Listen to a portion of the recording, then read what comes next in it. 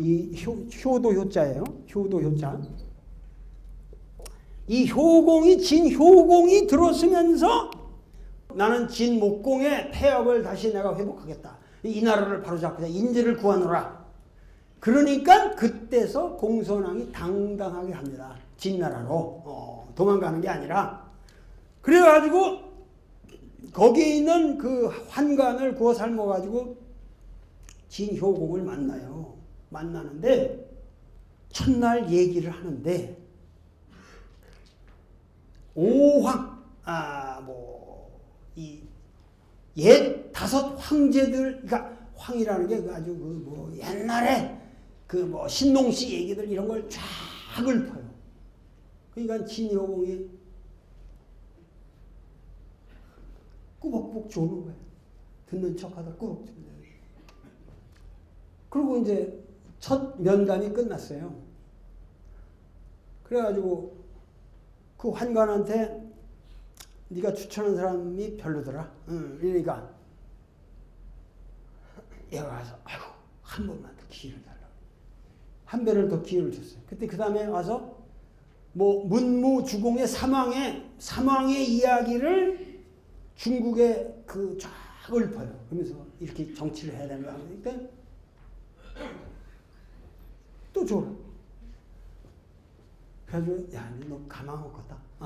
이거 가망 없다. 한 번만 더 면담을 해달라고. 3번째 면담을 할 때 춘추 5패의 이야기를 쫙 합니다. 그러니까 정신 바짝 들어가지고 점점 무릎이 다가갔다가 이렇게 표현을 하고 있거든요. 그래가지고 뭐냐면은 나와서 효공이 걔 뭐 쓸만한 것 같더라. 이러고 환관한테 얘기를 했어요. 그러니까는 이 공손왕이 뭐냐면은 이제 알았습니다. 그러니까 이게 뭐냐면 공손왕 머리에는 레파토리가 많은 거야. 정치를 이런 스타일을 원하는 건 이런 스타일이 있고 저런 스타일인데 야 이러면 지금 완전히 패도의 전 세계를 제패할 패도의 꿈을 꾸고 있다는 걸 안 거지. 그래서 이제 내가 알았으니 나를 정식으로 소개하십시오. 그러니까 오케이. 그래가지고 왕을 만났죠. 그래가지고 얘기를 하는데 그냥 해가지고 사흘 동안 이마가 맞닿아서 다를 쪽으로 얘기를 해요. 침을 튀기면서 사흘 동안 그 대화의 내용이 고스란히 남아 있습니다. 그런데 그 내용이 죽여주는 겁니다. 죽여주는 거예요. 왜냐면은 거기서 얘기하는 게 제일 먼저 이 양반이 그 효공한테, 그러니까 이거는 지금 여러분들이 나한테 듣는 얘기는 뭐냐면은 중국의 탄생이라고 보시면 돼. 이게 이 순간이 그 두 사람이 사흘 동안 만난 게 오늘의 중국을 탄생시키고, 만약에 이 두 사람의 만남이 없었다면은 중국이 우리한테 좋게 됐죠. 유럽 형태로 됐을 겁니다. 전국 시대에서 갈라져서 각 성마다 이렇게 됐으면 유럽이 된 거예요. 유럽처럼 됐을 거라고. 근데 이게 지금 오늘의 중국이 탄생된 거는 요 사흘에서 탄생된 거예요. 이게 뭐냐면은 처음에 이전 거전이란 말이거든요. 그러니까 전제 지금 자 이제 제가 알았습니다. 효공님이시오. 자 제가 말씀드리겠습니다. 자 우리는 지금 국가의 당면 과제는 뭐냐? 전쟁을 하지 않을 수 없는 시대에 우리가 있다는 겁니다. 전쟁을 해야 돼. 지금 전쟁 국가 모든 패도가에서 모든 사람들이 전쟁을 하는데 국민들의 열망이라는 거는 뭐예요? 하나밖에 없다. 국민들이 오면 전쟁이 없어지는 사회. 전쟁이 없는, 그래서 우리가 더 이상 전쟁의 피해를 안 보고, 이게 제일 큰 겁니다. 농사고 뭐고 다, 뭐 경제고 뭐고, 전쟁이 없어야 이게 지금 천하의 패자가 되는데, 전쟁은 오로지 전쟁으로만 없앨 수 있습니다. 이전 거전. 유명한 말이죠. 전쟁은 지금 전쟁으로만 없어요. 이게 맹자하고 극단에 있는 사상입니다, 지금. 그러니까 양양은 다 거친 거예요. 앞에서. 전쟁은 전쟁으로만 없앨 수 있습니다. 그런데 전쟁을 어떻게 하느냐? 전쟁은 그 얄팍한 손빈 같은 새끼들, 손자 같은 새끼들이 병법을 해봐야 그거나 할 겁니다. 전쟁이라고 하는 것은 제1 국부가 확보돼요. 국부, 나라의 부가 확보된다. 그러면 국부를 어떻게 확보하느냐? 이 사람이 얘기한 게 농전이 옵시다. 대단한 거예요. 이 사람 그 개념이 그 당시. 지금 이게 우스운 얘기 같은데 이 농전이라는 개념이 나오는 거예요. 뭐냐면은 진나라를 농업국가로 만드셔야만 전쟁에 승리합니다. 이거예요. 왜냐면 그 당시는 상인계급도 일어나고 그랬는데 상인계급들은 이 새끼들은 국제적으로 유동인구가 되나서 국가의 아이덴티티가 없는 놈이라는 거예요. 그래서 징병이 안 된다는 거예요. 이 새끼들은 도망가 안 된다는 거지. 그러니까 사람들을 인민을 땅에 예속시켜야 된다. 그러면 뭐냐면 농이라고 하는 것은 반드시 뭐냐면 개간 사업을 해야 돼. 그 당시는 농토가 많다 이거예요. 그러면 개간을 하려면은 인구를 증가시켜야 되는데 인구는 갑자기 날 수가 없으니까 딴 데서 오게 만들어야 된다는 거예요. 그러면 어떡하냐? 개간을 한 땅은 사유를 주라. 자기가 개간을 하면 그건 너희들이 사유할 수 있다. 그러면 사방에서 진나라로 몰려듭니다. 그런데 그렇게 하려면 어떻게 하냐면 제일 먼저 분가의 원칙. 한 집에 두 장정이 있으면 안 됩니다. 그래서 전 국민을 호구 제도를 처음 만드는 거예요. 이게.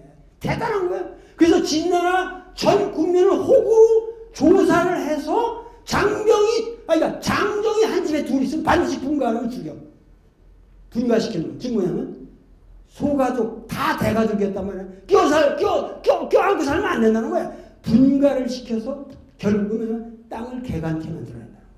그래서 분가를 주장하고 전 국민의 조직화, 호구화를 주장. 그러니까 이게 뭐냐면 당시의 봉건제도의 그 성업국가에서 영토국가로 변하는 겁니다. 이 개념이. 그래가지고 오늘 말하는 주민등록제를 만들고 이 관세를 만들고 뭐 해가지고 아주 치열하게 국가를 조직해가는 거죠. 단 뭐냐면은 그래가지고 농촌을 부유하게 하려면은 제일 먼저 중간 계급을 없앤다. 이 서리 아전 서리 새끼들이 다 농민들을 해쳐먹기 때문에 이래서 문제가 되는 겁니다. 그래서 부패 척결을 갖다가 엄형주의로 그때 이제 법이라는 게 나오는 거거든요.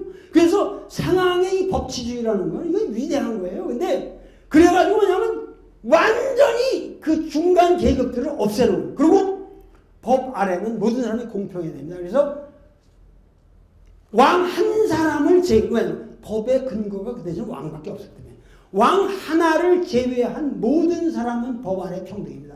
그래가지고 그 태자가 법을 어기거든요. 그 태자를 죽여야 된다. 근데 못 죽이니까 뭐냐면은 그 태자를 가르친 스승의 코를 잘라줘. 그 다음에 두 번째 잘못했을 때 귀를 자르고. 이러니까 얼마나 원망을 사겠어요. 그러나 한 3년 내에 국민들이 따라요. 상황을. 상황이 옳다. 왜냐면 부패가 없어지고 자기들을 착취하는 계급들이 없어지고 자기들 자치조직으로 해서 뭐냐면 모든 국민을 20작제라서 20등급으로 나눠요. 그래서 작제를 만들어가지고 이 작을 갖다가 뭐냐면은 올라갈수록 이제 유리하게 되는데 그 작제가 올라가는 방법이 뭐냐? 유일한 거. 군목. 나가서 전쟁에서 공을 세우면. 그래서 수급이라고 그러는 게 뭐냐면 적장에 적의 모가지를 베면 수급. 모가지 하나당 자기가 올라가기 때문에 수급이라고 했어요. 옛날에. 이 수급이라고 하는 게. 그래서 이 급이 올라가는 거예요. 적장 모가지 하나 배우면. 그래가지고 그러니까 뭐냐면 모든 사람들이 농사를 짓고 전쟁에 기쁜 마음으로 나가서 용맹히 싸우고 전쟁에서 죽더라도 자기 남아있는 가족들은 영예롭게 대접을 받고 산다라는 보장이 되니까 진나라가 강성해지는 거죠. 그래서 진시황의 통일의 기초가 이 상황이라는 사람이 만드는 건데 그 상황이 20년 통치하는 동안 그러한 새로운 법 질서를 만들었기 때문에 우리가 법가라고 그러는 거거든요. 근데 이 20년 동안의 상황의 모든 요구를 100% 수용한 효공이 위대하다는 거죠. 왜냐면 소위 말해서 유방도 뭐 법녀 같은 사람들의 얘기를 못 들어주지 않았고 다 그렇잖아요. 지금 제갈공명의 얘기를 유비가 제대로 수용을 못하고 왕안석의 얘기를 송나라 신종이 흡수를 못해서 중국이 이겼는데 효종과 이 상황의 만남이라는 거는 이거는 대단한 겁니다. 그래서 오늘의 중국이 탄생된 겁니다. 진시황의 통일 제국이 꿈이 만들어지는 거거든요. 그러니까 극단적인 법가들의 리얼리즘이 있을 때 맹자는 그런 상황에서 하피와 리를 말하고 인의가 있을 뿐이라고 말하는 이 얘기가 당시 사람들에게 얼마나 우활, 아둔한 얘기처럼 들렸는지 모른다. 그렇게 기록되거든요. 사마천의 사기를 보면 그 당시 사람들은 미친놈 같은 얘기를 하는 거야, 맹자가. 그러나 이 맹자의 위대성은 우리가 지금 해야 할 건 뭐냐면 그렇게 해서 상황은 리얼리스트로서 중국을 통일시키고 진시황의 위협을 달성했지만 결국 그 진시황의 위협이 달성돼가지고 so what? 중국이 그게 뭐냐 이거예요. 맹자는 근원적으로 인간이 인간으로서 대접받는 사회를 만들어야지. 비록 나의 꿈은 우월할지라도 인의가 있을 뿐이라고 주장하는 맹자는 이럴지라도 뭐냐면 인간이 인간으로서 산다고 하는 것이 뭐냐? 패도의 시대 왕이시여 왕도를 구해라 주옵소서 인의가 있을 뿐입니다 하고 나오는데 이렇게 묻거든요. 제선왕한테 이제 나중에 가가지고 제선왕한테 물어요. 임금님, 그대 밑에 신하가 한 사람이 있습니다. 근데 신하를 갖다 지금 초나라, 이거 멀거든 초나라. 제 나라에서 초나라로 사신을 보내는데 그러려면 이 사람은 당연히 사신으로 가면서 자기 처자식을 친구한테 좀 돌봐달라. 맡겨놓고 떠났는데 돌아와 보니 처자식이 굶고 얼어 죽었다 이거야. 그런 상황에서 어떻게 아시겠습니까? 그러니까 지 친구도 못 알아보고 어떤 놈인지 못 알아보고 처자식을 굶게 만들면 인간이라고 어떻게 인륜에 그럴 수 있냐? 그놈 내가 자른다 그러거든. 그 다음에 맹자가 물어요. 장수가 군대를 다스려야 되는 사조를 다스려야 되는 자가 사조를 못 다스려서 군대가 개판이 되면 어떡하시겠습니까? 그러니까 최선왕이 그 새끼 내일로 내가 개인 잘라 그 새끼는. 그러니까 그 다음에 그러면 이 나라가 잘못 다스려져서 민생이 도탄에 빠지고 있다면 어떡하시겠습니까? 그러니까는 제선왕이 고좌우의 언타 딴청을 했다. 청와대 가서 그렇게 얘기했다가는 세무조사 검찰 별하별 정보부 다 동원해가지고 저 새끼 죽여라 그럴까요? 이 옛날 임금이 그러니까 얼마나 야 이 새끼야 네 나라 잘못하면 너를 잘라야 돼. 그런 얘기야. 네 논리에서 너를 해임해야 한다는 거야. 지금 그렇잖아요. 친구 처음에 신하는 이 나라 부인을 처자식을 보호할 그거를 위탁을 받아 하나님한테 위탁을 받았는데 그 아이가 잘라야 되고 군대는 위탁을 받아. 넌 나라를 천명에서 위탁받은 자가 이 나라를 도탄에 빠르면 너를 잘라야지 임마. 그런데 왕이 이렇게 했다고 해요. 그러니까 옛날 왕들도 이게 수준이 있다. 무슨 얘기냐면은 언론이 권력에서 분리되지 않고 붙어 있었다는 거예요, 옛날에는. 근데 지금은 현대사회에서 언론이 권력에서 분리되면서 언론 자체가 독립 권력이 되면서 타락해버린 거니까. 우리는 지금 정치에 비판이 없습니다. 모든 정치라는 게 비판이 없어요. 안 들어도 돼요. 근데 지금 맹자는 왕을 놓고 이 새끼야. 이 친구를 자른다고 그랬지? 그 다음에 저기를 자른다고 그랬지? 그 다음엔 난 너를 잘라야 되지. 우리나라 장관 자른다고 그러는데 장관이 가서 잘려야 될 건 내가 아니고 이명박 너야 나. 그런 얘기 하는 사람이 있냐고. 명나라의 당시 명나라의 주원장은 임금이 되자마자 맹자를 읽으니까 이거 큰일 나게 생겼거든. 자기를 죽이라는 건데 혁명을 안 하는 건데 역성혁명을 다 시인하고 여민동락 백성과 같이 즐거움을 같이 할 수 없다면 너는 오늘로 해인이라 이 개새끼야. 그러는 거니까 그 가득 차 있단 말이야. 그러니까 주원장이 띠끼내가지고 워낙 이름이 폭군이었으니까 뭐라 그러냐면 전제군주. 폭군이라는 건 전제군주.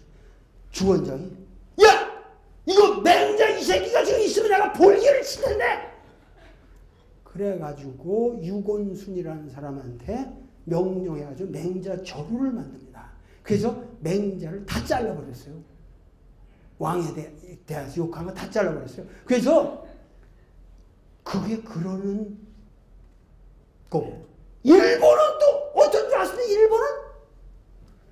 일본 놈들이 중국에 와서 책이라는 책은 경선한 육아경전이 다 공가로 갖고 가는데 맹자만은 안 갖고 가더라. 그래서 조사를 해보니 맹자를 대실이면 그 배는 반드시 전복되어 침몰된다고 하더라. 그게 써 있습니다. 그러니까 도쿠가와 쇼군들이 전부 그걸 못 갖고 오게 그런 풍문을 날린 겁니다. 그래서 중국에서 맹자는 안 사가는 걸로 유명했습니다. 그래서 일본 사람들이 오늘 언어에 맹자가 없어요. 그런데 우리나라는 맹자의 천국이죠. 동국마마 너 이 새끼야 서연할 때 사부가 앉아가지고 야 이 새끼야 너 맹자를 모르면 나라 못 다스린다. 우리나라는 맹자의 나라라는 거예요. 성공회가 달래 탄생된 게 아니에요. 이 성공회의 한거가 맹자 덕분에요.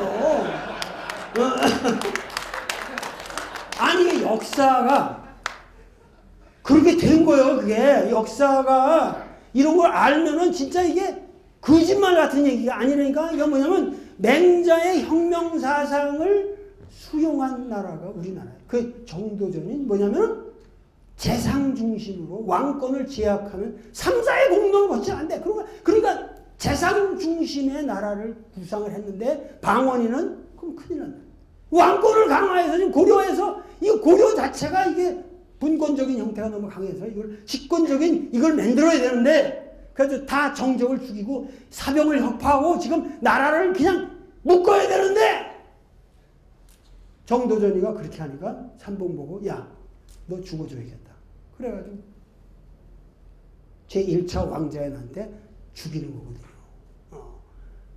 그 죽은 자리가 어딘 줄 아십니까? 바로 한국일보 앞에 그 지금 빈터 있는 데 있잖아요. 옛날 미국 사람들 살던데 거기서 죽었습니다. 거기서 이방으로 남원의 기생집에서 다 죽이죠. 그러니까 그러나 최근에 무슨 SBS에서 나오는 뭐 나쁜 놈들 그 세종대왕을 아필시키는 건 좋지 뭐 민일본이라는 그 허구적인 걸 만들어서 뭐 그걸 삼봉에다가 덮어 씌웠냔 말이야. 어? 나쁜 놈들은 그건 몰라서 그래. 삼봉은 그런 사람 아니야. 그리고 우리가 알아야 될 거는 그 누구지?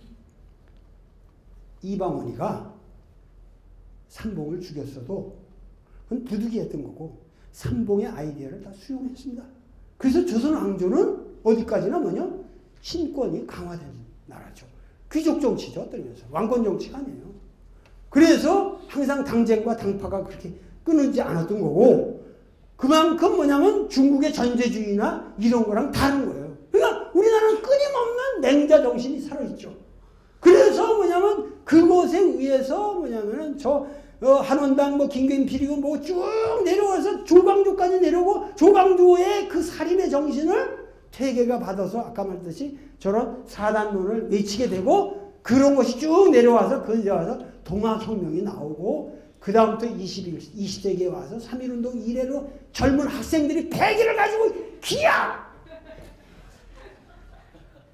3.1운동, 광주학생사건, 국대한 반대, 4.19 혁명, 지금 7월, 5.18 광주민주항쟁, 6월 항쟁, 생각해보세요. 인류 사상 한 세기를 줄기차게 젊은 학생들이 한 거예요. 역사가 어디서도 찾아볼 수 없습니다. 그리고 우리 민족은 발랄하고 이렇게 에너지가 있는 민족인데 이 개새끼들이 이거 완전히 독재를 하려면 정확하게 하든가 전두환이처럼 이건 야비하잖아요. 그래가지고 사람을 마비시키잖아. 사기를 치고 거짓말을 하고 이래가지고 야비하게 만드니까 민족성이 타락하고 있잖아요. 민족성이 타락하고 있잖아요. 이거 통곡할 일입니다. 이 통곡할 일이에요 지금. 어떻게 해서 이렇게 형편없는 자를 우리 민족의 지도자로 이렇게 개명한 시대에 만들었는가. 여기에 오늘날 맹자가 통탄하고 있습니다. 맹자가 진짜 맹자 정신이 동양 삼국에서도 우리나라밖에 없다니까.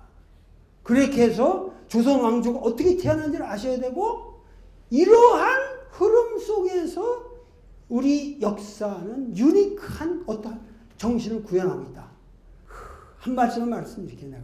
나는 여러분들 신학을 하는데 도움이 되실지 모르겠지만은 닭을 키워요. 내가 닭을 우연한 기회로 키워야 되는데 지금 한 4년째 키우고 있습니다. 닭을. 근데 이 닭이 4배를 깠어요. 벌써 4배.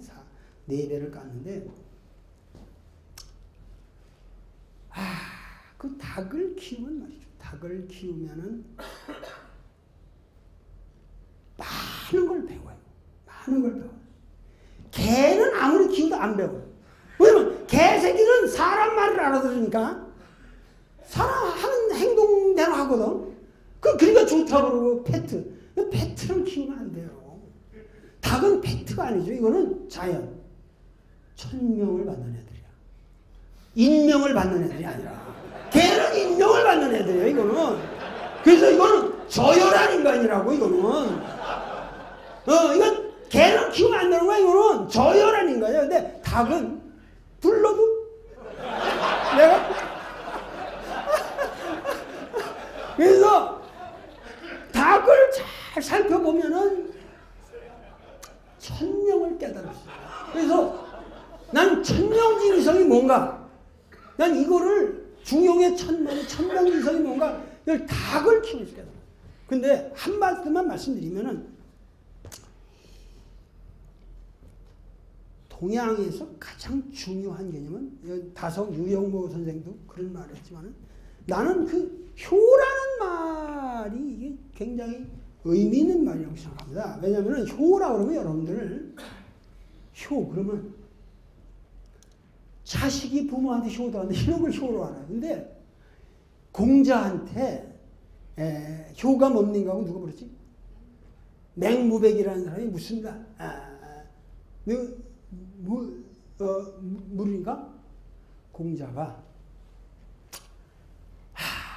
그죠? 자식이 병들까만 걱정하는 부모의 마음이죠. 효를 얘기하는데 자식이 부모한테 대한 게 아니라 여러분들 효라는 건 1차적으로 부모의 마음이에요. 부모의 마음이 그러니까 자식이 효성스럽지 않으면 그 나쁜 놈이지.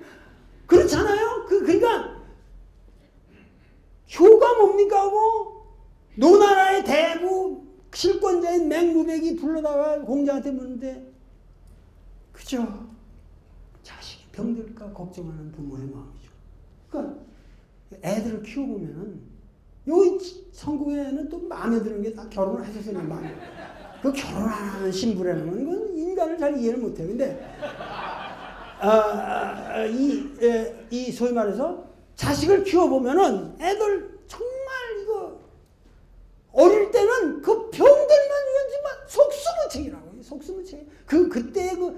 모노가미라는 건 속수무책인데 닭이 말이에요. 뭐 딴 것들은 내가 얘기를 안 하는데 이 닭이 하루에 알을 하나씩 낳잖아. 그러니까 하루가 닭의 하루는 인간의 한 달이야. 무슨 얘기냐면 여자가 배란을 하려면 한 달이 걸리잖아. 월경을. 한 달이 걸리는데 이놈은 매일 알을 낳으니까. 무슨 말인지 아시겠어요? 여자도 알을 낳는 거예요. 배란이라는 거 그러잖아요. 에그가 나와요. 그 오바리에서 터져가지고 이렇게 자궁으로 이렇게 튜브를 통해서 이렇게 나오는 거거든요. 그러니까 닭의 하루는 사람의 한 달이에요. 그 대단한 거잖아요. 근데 내가 수의사들하고 이런 얘기를 했더니 그 놀라운 통찰이십니다. 그래서 하는데 알을 낳아가지고 이제 봄이면 품잖아요. 품어가지고 하는데 그 21하루, 뭐 빠를 땐 19도 되는데 21하루 잡아야 돼요. 그러면 21일 동안 닭이 그 알을 품고 있으면 닭의 체온은 40도 되거든요. 그래도 닭을 이 자기 체온을 이렇게 분유시키는 것도 그냥 품고 있는 게 아니라 품에서 골고루 체온이 가도록 얘들이 움직여요. 근데 그 20일 동안 먹지도 않고, 그러니까 20일이 우리나라 한 달 계산하면 이게 얼마나 긴 시간이냐 그거야 내 말은. 그런데 이놈들이 20일 동안 철저한 용맹정진이다. 성철 스님의 용맹정진 저를 가라고야. 당만도 못하다가 당신이 그러니까 용맹정진 해봐야 당만도 못한 거다. 야. 폼 잡을 게 없어요. 그게. 그러니까 이 생명의 세계를 보면은 인간의 모든 노블 액트, 우리가 말하는 인간의 고귀한 행위의 원형이 동물의 세계에 다 있습니다. 예? 동물을 여러 약육강식, 이 진화론의 다윈 스타일만, 그러니까 다윈도 우리가 다 오해를 하는 거지. 근데 제대로 이해를 하면 모든 우리의 윤리적 규범이 동물의 세계에 다 있어요. 근데 내가 그거를 이제 닭을 보면서 이렇게 느끼는 건데, 이놈의 하여튼 그 품어가지고 20일 동안 용맹전쟁하는데 똥도 안 나와. 왜냐면 계란에다가 똥을 싸면은 이게 체온이 전달이 안 되거든요. 그 똥을, 새가 무슨 직장이라고 하는 줄 아시죠? 똥을 참아요, 이놈들이. 그 불쌍해서 내가 가끔 이렇게 드러내서 땅에다 탁 놓잖아요. 부자자! 똥을 몰아서 쌉니다. 다시 넣어주고. 그렇게 해서 20일을 품어서 그 다음에 닭이 말에 나올 때면 그 달걀 속에서 소리가 들려요. 주로 나오면 속에서 좀 이제 위에서 쪄주고 탁 깨고 나올 때 그 얼마나 힘들었습니까? 그래도 병아리들을 품은 말에 이놈들이 해피해가지고 그 전까지는 사람들이 잘 경계태세에 있다가 이게 나오잖아요. 그러면 행복해가지고 그 다음부터 말이죠. 보면은 50일 동안 얘들이 독립할 때까지 50일 동안 절대 자기가 안 먹습니다. 그래도 먼저 먹지 않고 전부 닭 병아리들을 먹이고 자기가 미니멀하게 조금씩 먹어요. 왜? 자기가 그때부터 막 먹으면 자기가 또 알을 낳거든. 그러니까 호르몬 조절을 한다고. 그래가지고 하는 걸 보면은, 그리고 애들을 품고 있는 동안에 솔개가 위에 큰 새만 지나가도 깍! 우리 동네 도둑고양이가 얼마나 많아. 우리 이거 도비순동에서 키우는데 그 고양이가 나타나면 말이죠. 날라가지고 그냥 팍! 쪼아버리는 말에 고양이가 깍! 다 들어옵니다. 사생결단이니까. 무슨 얘기냐면 absolute, 아주 절대적인 보호라는 거죠. 절대적인 보호고 병아리들은 어머니에게 절대적인 absolute dependence가 있다는 얘기죠. 그러니까 우리 존재는 하물며 닭도 그러한데 인간이라는 존재는 태어나면서부터 absolute dependence의 시기를 거쳐요. 이때 무의식에 침투된 어떠한 안온했던 절대적인 보호의 감정, 난 이것이 하나님의 본질일 것이다. 그러한 우리의 느낌이, 그것을 동양인들은 효라 했고 예수는 사랑이라 했다. 뭐가 차이가 있냐? 그걸 하나님이라고 말하든 닭의 품이라고 말하든 대자연의 섭리라고 말하든 그게 뭔 차이가 있냐? 우리가 생명을 존중하고 모든 인간의 가장 심오한 모든 우리 내면에 깔려있는 이러한 천지의 마음을 내 마음에 품을 수 있는 이러한 마음만 갖는다면 이것이 신앙이 아니겠냐. 나는 많은 사람들이 당신 유실론이야 무실론이야 다시 족보가 뭐요? 지랄하네. 내 앞에 와서 그렇게 유치한 얘기를 해. 이 유치해서. 어? 내가 신앙인이 아닙니까? 나 아니래도 좋은데 나보다 신앙 좀 가지고 사는 사람 나 앞에 와보라고 그래.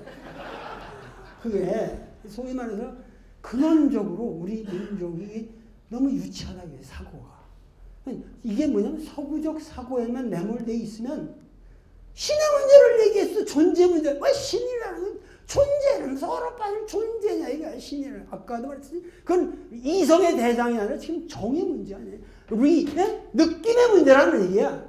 인간의 본성의 본질에 관한 문제고.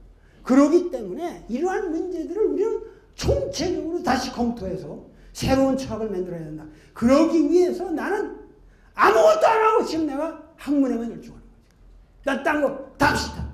나 죽을 때까지 오로지 내 대가리와 씨름해가지고 우리 문명에게 그래도 값 있는 것을 남기겠다라는 결의를 가지고 제가 살고 있기 때문에 외출도 안 하는데 오늘 성공해라고 했어요.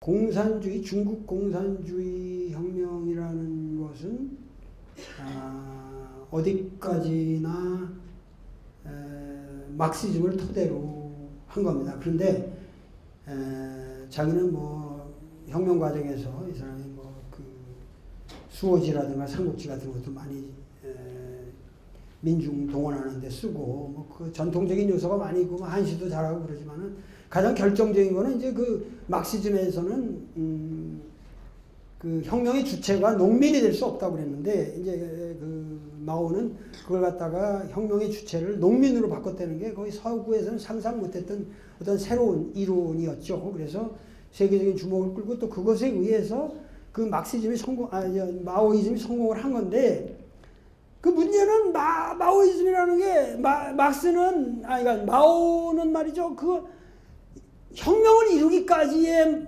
마오라는 건 진짜 위대한 거예요. 위대한 거고 그 의심의 여지가 없이 위대한 겁니다. 그런데 혁명을 완수하고 나서 이건 수성이 어려운 거라고. 그러고 나서 한 마오의 짓들을 보면은 내가 보면 개똥이야, 개똥. 나쁜 새끼라고 어떠면서 그 위대한 새끼가 나쁜 새끼로 전락한 거야. 그래가지고 결국은 간단히 얘기하면 뭐냐면 오늘날 중국의 가장 큰 문제는 공산당의 부패예요 지금. 이거는 나는 중국 가면 이런 얘기 안 합니다. 중국 가면 공산당의 위대한 영도력을 가지고 지금 어떻게 하면 내가 말하는 걸 당신이 구현해 보시오 하고 꼬시는 입장이에요.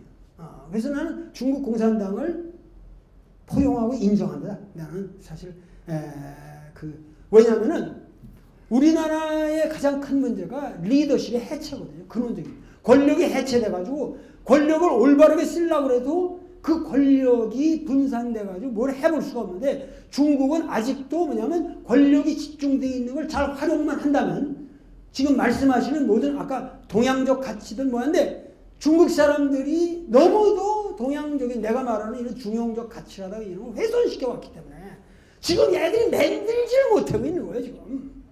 걔들이 뭐냐면 우리나라는 달라요.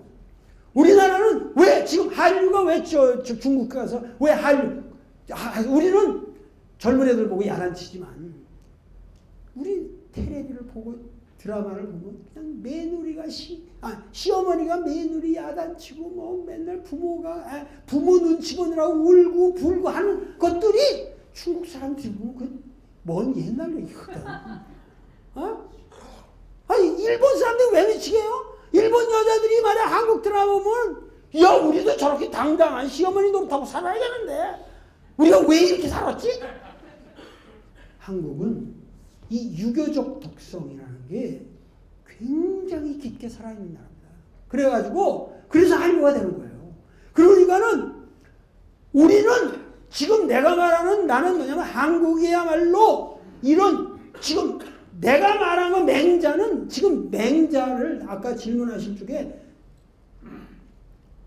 그거는 중국 사상이 아니에요. 이미 우리화된 사상이고 나는 뭐 성경이든 뭐 서양 역사 모든 거를 다 내 사상으로 생각합니다. 그래서 그거를 받아들여서 어떻게 내 걸 만드느냐 하는 문제고 중국보다는 그러면서 저 선생님께서 말씀하시는 그 어떠한 동양 문명과 공산주의라든가 모든 거의 융합이 사회주의적인 사상과 이런 거의 융합이 우리가 훨씬 더 유리하지 중국보다는 우리가 훨씬 더 유리하다라는 걸 내가 말씀드리는 거고 또 하나는 뭐냐면 당신의 독특한 어떠한 자체적인 그 뭐를 만들어야 되지 않겠냐.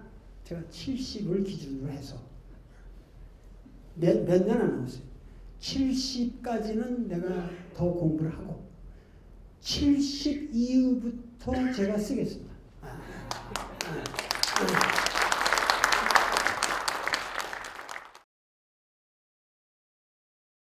우선 나는 그 닭의 모이를 줄 때 여러분들이 닭을 말이죠. 이 닭을 이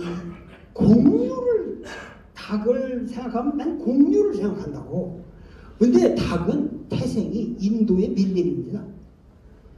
밀림에서 나오는 맹금류예요. 원래 닭이라는 게.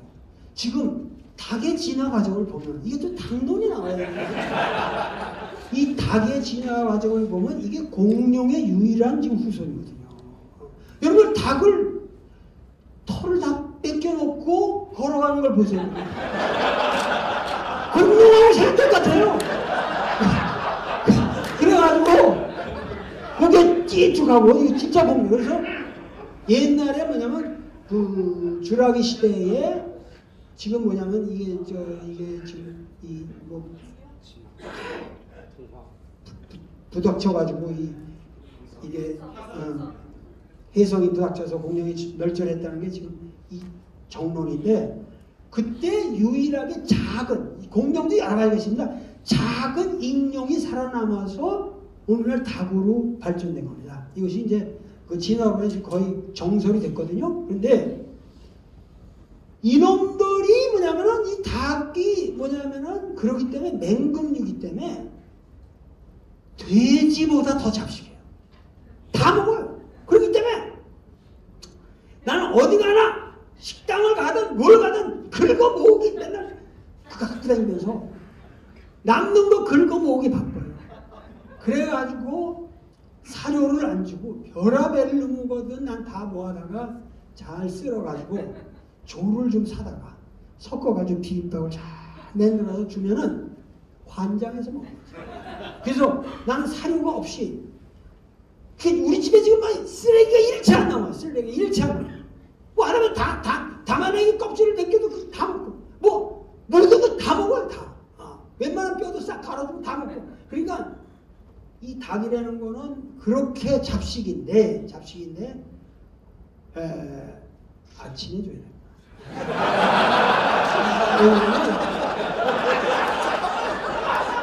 이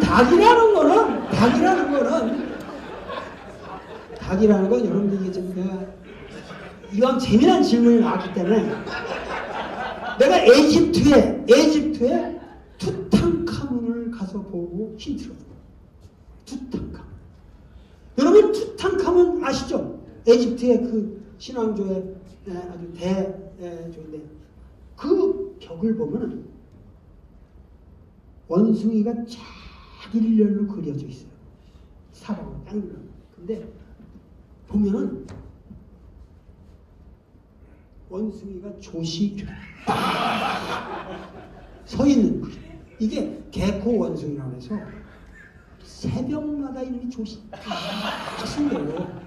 그래가지고 이게 뭐냐면 부활의 상징입니다.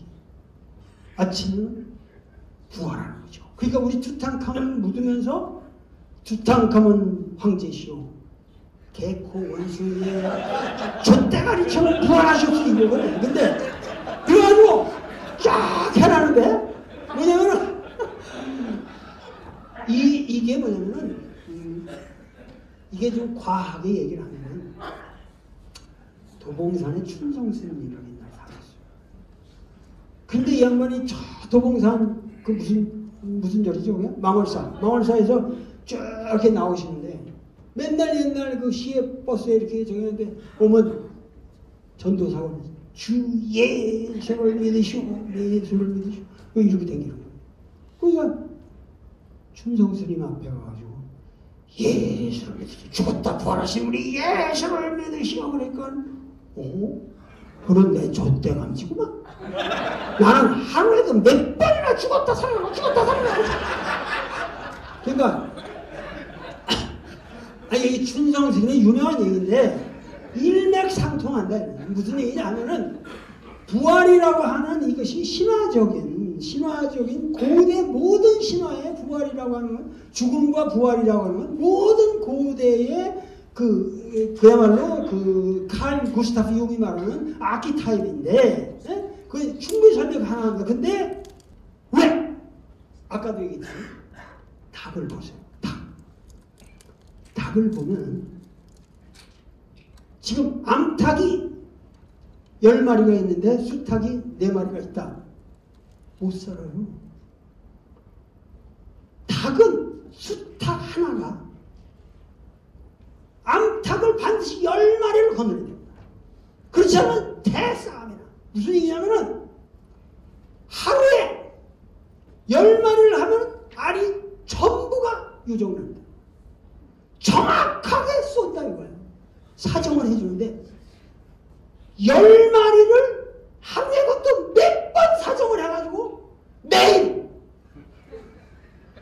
그런 것이 있어요. 여러분 생각해봐. 이 세상에 이 땅에 존재하는 동물 중에서 수탉처럼 그렇게 정력 센 놈들로 10명의 부인한테 매일 사정을 해주는 거야. 그것도 2-3번씩. 그것도 몇 년을 4-5년을 계속해서. 그래서 옛날부터 잘생긴 수탉이 신화적으로 봉황이라고 부른 거예요. 봉황이라는 신화가 그것 때문에 생겨난 거예요. 그렇기 때문에 이놈처럼 이 정력이 센 놈들이 없기 때문에 은기가 저녁에 가로앉으면 반드시 귀가를 합니다. 닭들은 이 귀소문 놀랍습니다. 반드시 자기 둥지로 돌아와서 뱃대에 올라가서 자고 새벽에 양기가 쳐들기 시작할 때는 이놈들이 와장창 꼴리는 거지. 그러니까 그 기운 때문에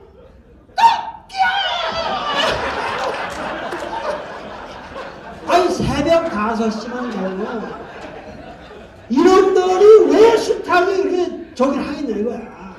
그거 인즉슨 뭐냐면 이런 이유가 있다는 거죠. 우주의 양기가 치고 올라오는 것을 공감하는 그 우주에. 그럴 때 나는 수탉에게 경배를 하고